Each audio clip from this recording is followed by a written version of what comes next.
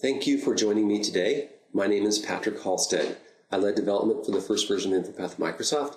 Left Microsoft in 2003 to start Key Software, where we specialize in InfoPath and SharePoint technologies. We provide tools, forms, solutions to the InfoPath community. We also provide free help to the InfoPath community via our online InfoPath Dev Forum. Microsoft first awarded me InfoPath MVP in 2005, and I've been an active member for the last 6 years. So today, I'm going to be talking about InfoPath and explaining why it's a revolutionary technology. In a nutshell, it has to do with how easy InfoPath can allow you to connect your forms to online data. We'll review what InfoPath is, why it's now in the spotlight with Office 365. We'll also talk about data connections. I'll demo how to create one. I'll introduce the key concept for today, universal data connections, which allow you to take those data connections online and use them in your browser-based forms. I'll demo UDCs and then finally show you how to make them even easier to integrate in your forms using XML template parts. XML template parts are kind of an accelerator that allow you to create not just one or two forms, but hundreds of forms. So let's take a quick review. InfoPath was introduced in 2003, Office. Electronic Forms app. Some of you may remember Front Page. That's the precursor to SharePoint. Front Page lets you create web apps, web pages. InfoPath lets you create electronic forms. Front Page uses HTML as its canvas, and that's also true for InfoPath. Most people fill out an InfoPath form on SharePoint as a web page. That's the left image there. But the solution owners, business process admins, can use the designer to create these forms. That's key advantage. That's the right image there. Nowadays, codeless solutions are all the rage, right? InfoPath has been providing an easy-to-use forms-based designer since 2003. Most forms require really no IT staff to customize. You can quickly design a form, gather this data. You can add rules to reduce data entry errors, validate your input, publish those forms then to your internet site, SharePoint 2010 on Office 365, and then you can send a note to your team to start using them. InfoPath allows you to create SharePoint web pages, so it's really kind of like a web page design tool, and it can be used with web parts to create mashups. So you can create end-to-end solutions with multiple forms, automate your business processes, all using InfoPath, and then of course the forms can be published to external users via your intranet or extranet site. Send them email. Even field workers who are offline can use InfoPath to edit their forms on a plane and then submit them later. Best of all, no IT required, and that's great because you can do your project without getting blocked by IT. So InfoPath is this great SharePoint form solution. It also solves data collection problems. Before InfoPath, you had, like let's say you were going off-site for a meeting. You're on a road trip. You collected meeting notes. You had an expense report.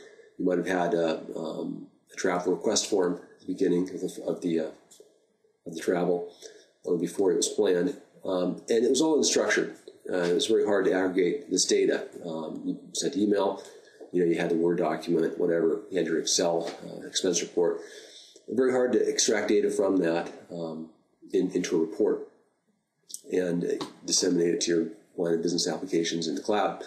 InfoPath solves this problem because it gives you XML, and now with XML, you can have all your data in the same format, unlike these other forms technologies out there today.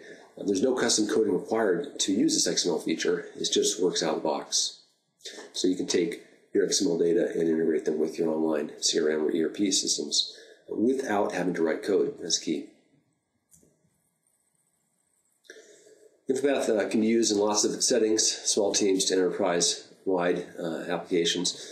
Obviously, at Key Software, we've developed solutions for small teams as well as enterprises with over 100,000 employees. InfoPath scales very well to fit these teams. Here you see a bunch of different kinds of forms based on those team sizes. Small team might have a survey form, might have a status report for your weekly meetings.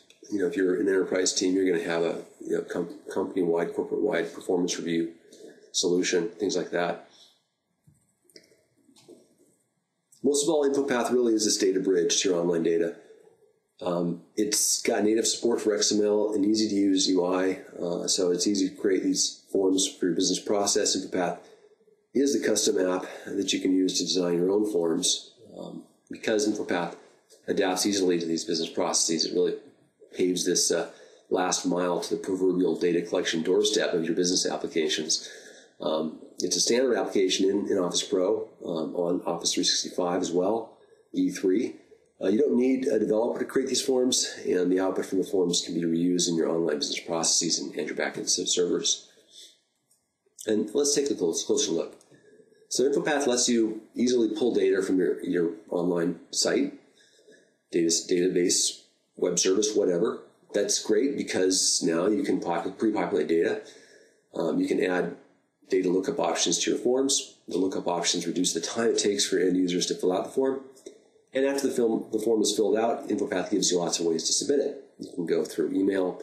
Obviously, you can submit it to your SharePoint site, library, or list. You can also directly send it to your backend server, web service, or whatever. Once again, no code required. So data connection really is a key. You just configure your data connections, publish your form out there, and the data connections become this gateway to your online data and your services in the cloud.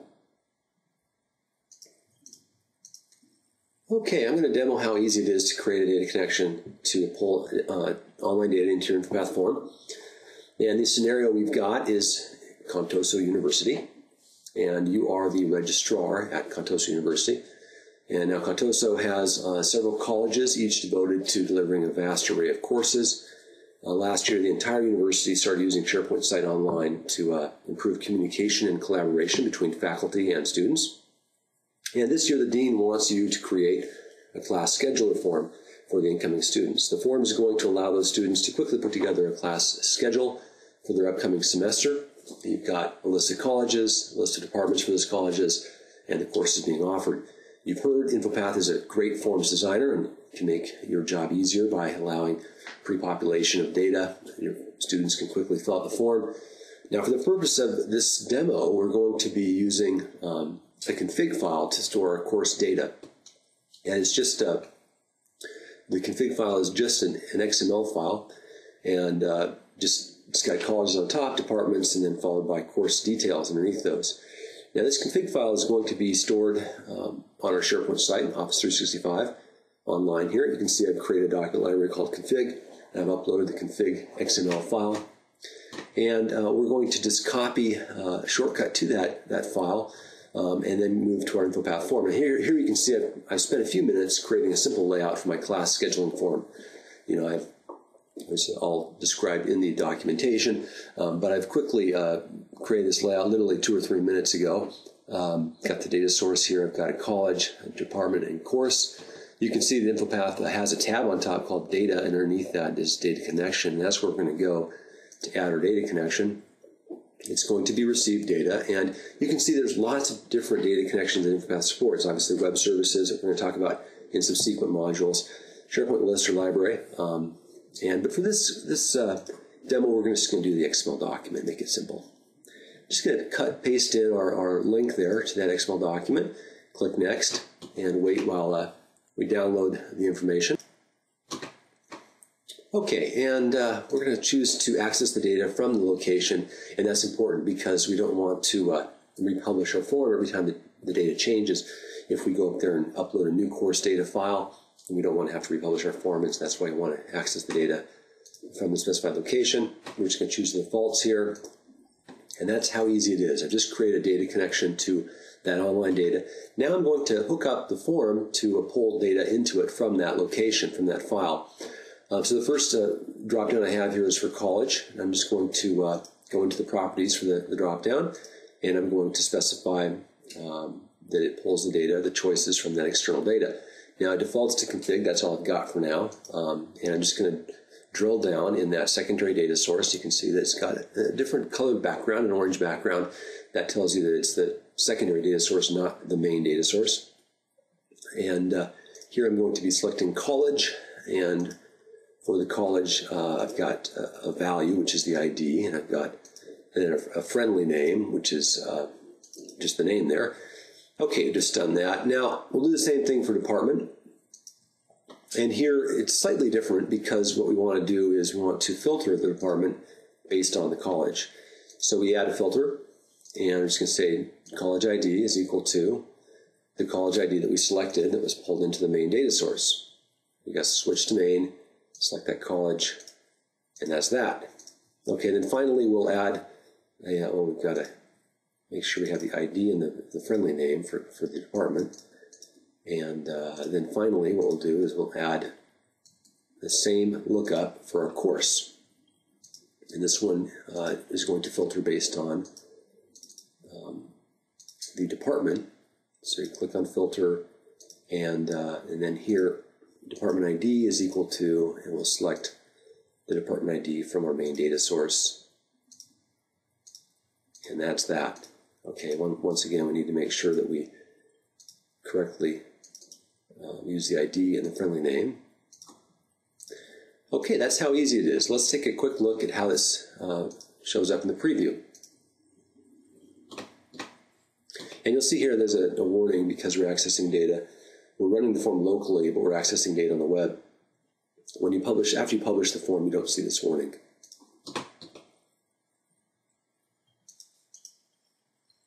Okay, the form is opened. We can select college, and then from the drop-down we can select one of the departments. I'll select chemistry. You can see here that chemistry's got quite a few courses, and I can select one of these. If I change the college to dentistry, endodontics, you can see that I've got a different set of courses. Notice that when I change it, the value is no longer in that filtered set, so it just replaces it with the ID, which in this case is endo, and for the course would be, College of Engineering, obviously, is once I change to one of the departments, and underneath there it replaces the course with the ID from the previous endodontics. That's just the value that is stored. And the friendly name is the long name here. But you can see it's working, it's pulling the data in, and that's great. We're done.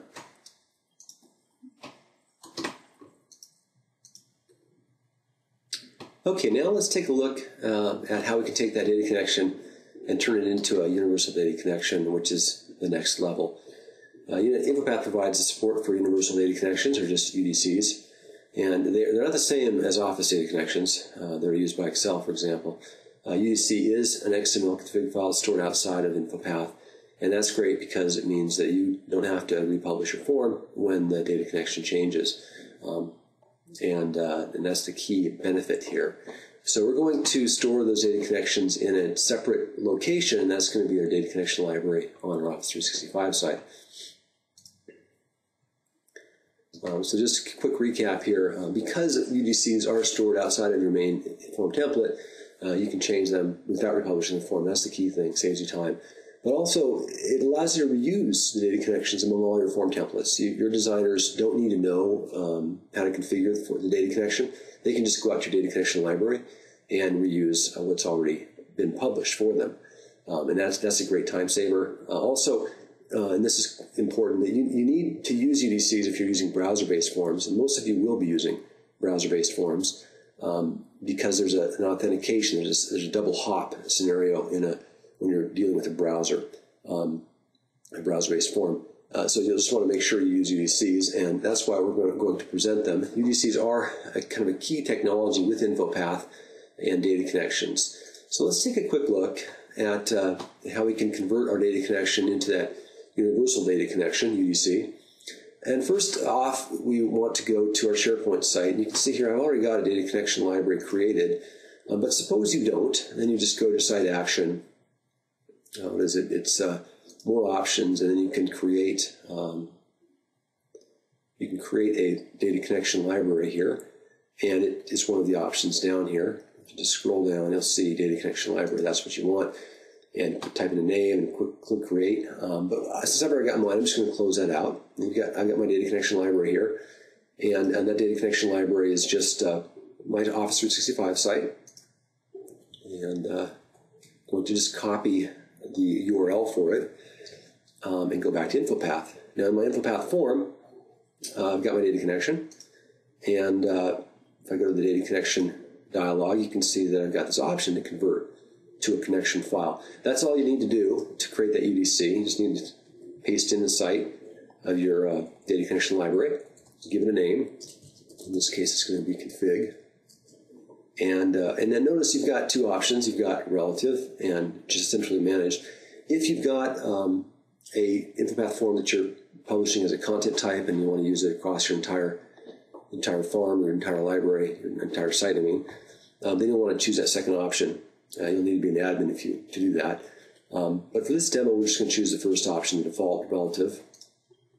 And you can see when it's going to go out there, it's going to try to save it. It's going to complain that because I've already published this as part of my preparation for the demo. But I'm just going to overwrite it and publish it out there. And then click OK. And that's pretty much all you need to do. And now the data connection will be accessed from the SharePoint site. When you open the form, it's going to first go out there and pull the data connection down from the SharePoint site. Notice that after we've converted it, the data connection details look different. Specifically, you've got the connection source now pointing to a relative UDC file. Okay, let's see how we can reuse these data connections to make it easy for your form designers. So you're going to create an InfoPath form, and using the InfoPath designer, I want to create an InfoPath form here, and the form is going to be just a blank form, not a SharePoint list form. And I'm just going to add the data connection to this this form, and here, just like we did before, it's going to be a received data connection, but here I'm going to choose a second option here because I just want to reuse one of the data connections that my business process, my solution owner has created for me. And here you can see I can just select the site where my data connections are and quickly find that config file that my admin told me to use, my business process admin. And of course it goes out there and downloads it. And that's really how easy it is. Just downloads from the site, and then you're going to pick the same options that we picked before. Give it the default name. And notice that now in my task pane underneath main, I've got my secondary data source, and it's got all the data from that online file. And that's how easy it is to convert to a universal data connection. Okay. So does it get any better? Well, you've got InfoPath and you've got your business processes now, and you're converting to use InfoPath for all of your business processes, and you've got hundreds of forms that you need to create. And so this is quite daunting. You're like wondering, well, how am I going to create 100 or 1,000 forms using InfoPath? Each one takes so much time. And that's really where XML template parts come in. XML template parts really give you the power to extend and accelerate your InfoPath design process. They allow you to reuse not only UDCs, but other parts of your form and create these common components that get then included in all your forms. And it simply creates kind of like a factory to automate this form creation process, to allow you to ramp up and get those 100 or 1,000 forms published among your team. So let's quickly review here what these are.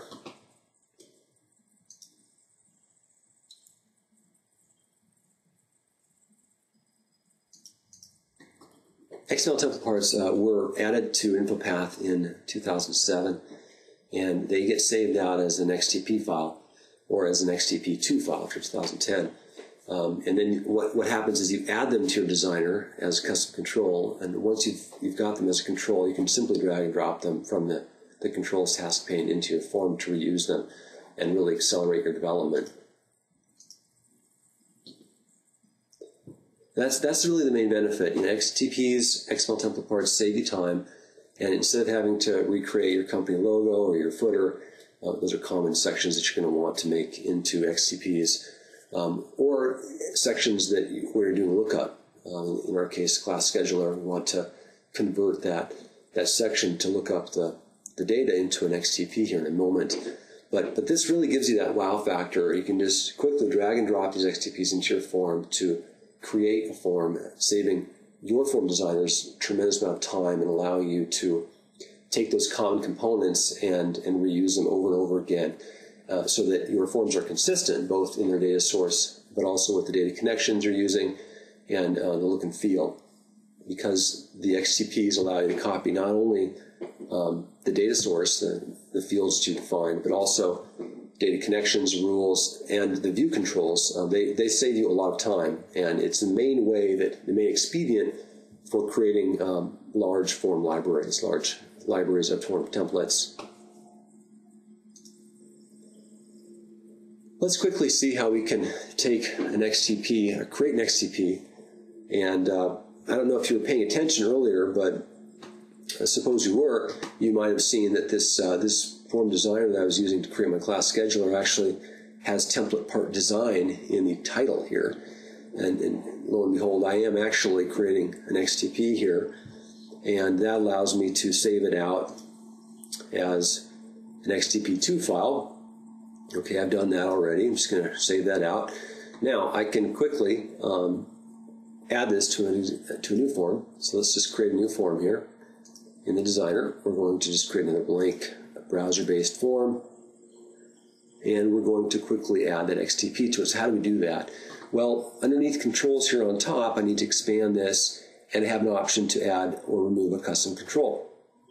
And here I can add, you can see I've already got the class scheduler there, but let's just ignore that for a moment because I'm going to add it for new. And here I've got two kinds of controls I can add, template parts, which are the ones you want to focus on. We also have a support for ActiveX controls, but this does require added security, so this is not quite as convenient as template parts, and they're more work because they require that you have the ActiveX control.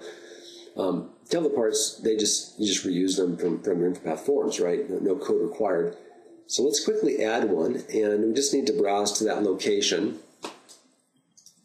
and choose the XTP that we saved. Now, you can see this icon here. This is the default icon, the puzzle piece.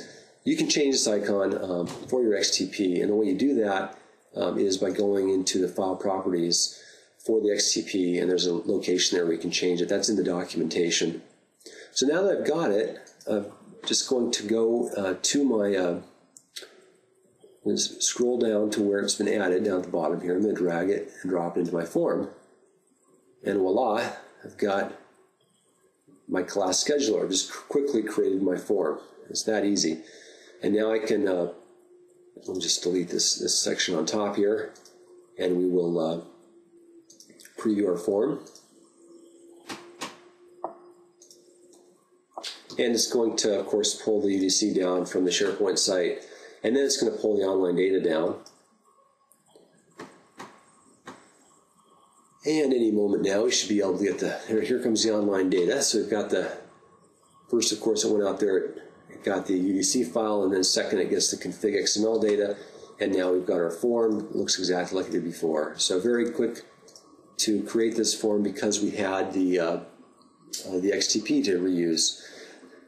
Okay, now that we've got our form created, let's publish it to Office 365. And I'm just going to publish it to my SharePoint server. That's my Office 365 site. I need to save it first. So we'll just give it some name and save it. And then publish it to our professor site on Office 365.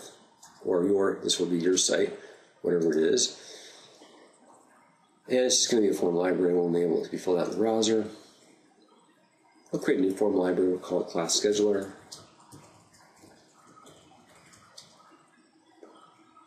Add a description if I want. I'm just going to leave it blank for now. I can add promoted properties, columns that would show up on my library. If I'm not going to do that, I'm just going to continue. Quickly publish this out.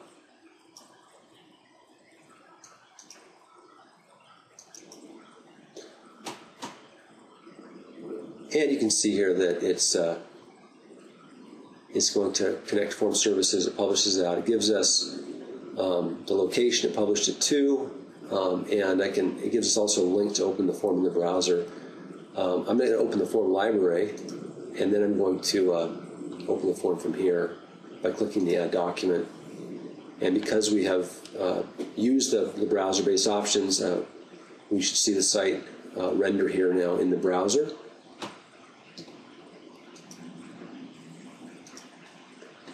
And there it is. SharePoint Office 365. Everything's working just like we would expect. And that's how easy it is to quickly create a data connection, convert it into a UDC, use that common section as an XTP to include in a new form, and publish that new form to our Office 365 SharePoint site.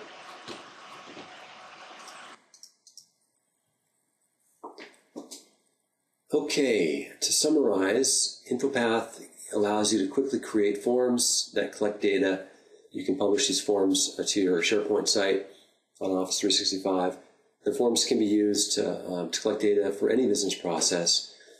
Forms can be published as web pages using browser-based form option and filled out by your end users. InfoPath really is the premier forms designer today. There's a number of reasons why.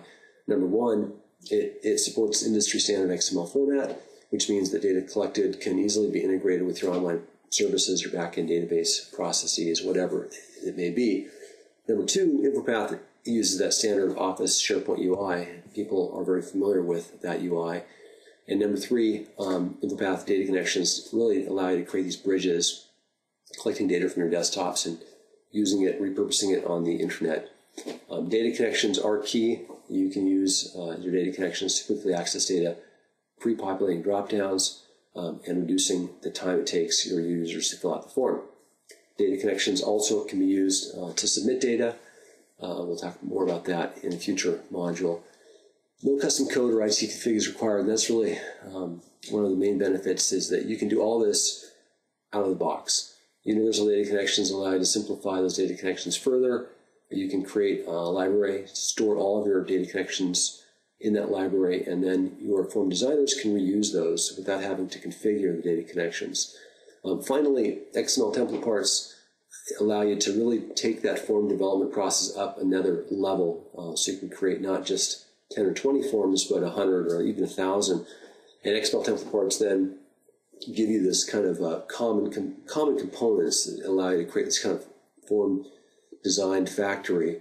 The XML template parts can be used to create common sections in your form, and those common sections can include data connections as well as view components, data sources, and allow you to really ramp up that form design process and enforce consistency across all of your forms.